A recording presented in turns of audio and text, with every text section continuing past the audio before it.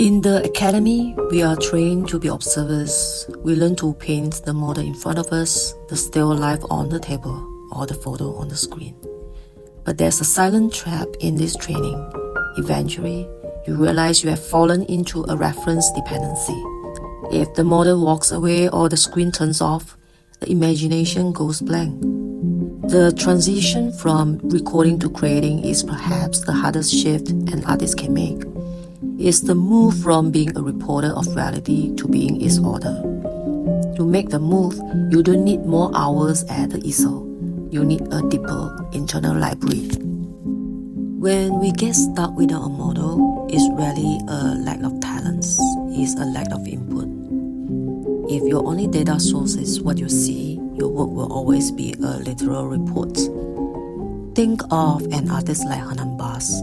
His work is successful because he's created a specific vibe from outside the studio. When I was smaller, my older brother and my older sister would come back from the library and they'd bring back books about vampires and ghosts and all this stuff. For me, growing up later in life, I kind of developed this sort of weird connection between the otherworldly and paranormal activity and all this sort of weird stuff. He's famously inspired by the decadent prose of Oscar Wilde and the kitsch energy of 80s music videos, constructing a mood that is the intersection of a book and a song. Similarly, Mama Anderson's built her haunting stage-like interiors by drawing from the psychological depth of Swedish plays and fables. She isn't just painting a room, she's painting the theater of a memory. These artists aren't recording objects, they are constructing internal logic. Building this library doesn't require a scholar's degree. It requires curation. Pick one book, just one, not to study it, but to inhabit it. Fictions for atmospheric logic. Choose a master of world building, someone like Murakami or Italo Calvino. They don't just describe an object, they describe the friction between that object and its environment. Don't read for the plot. Read to see how they make the surreal feel solid. The lesson. This is how you learn to anchor an imaginary subject. In a Murakami novel, a character might talk to a shadow, but they do it while smelling the rain on the pavement or feeling the coldness of a glass of beer. He anchors the impossible to the undeniable. You learn to make your work believable not through detail, but through how the atmosphere reacts to the subject. Contemporary surveys for visual fluency. You also need to know the slang of the present. Books like the Vitamin series or Landscape Painting Now provide the visual vocabulary that literature can't, showing you how modern marks and textures solve the blank space problem that a literal model never could. How does a page of text become a stroke of paint? It requires an active synthesis. Treat a sentence like a compositional prompt.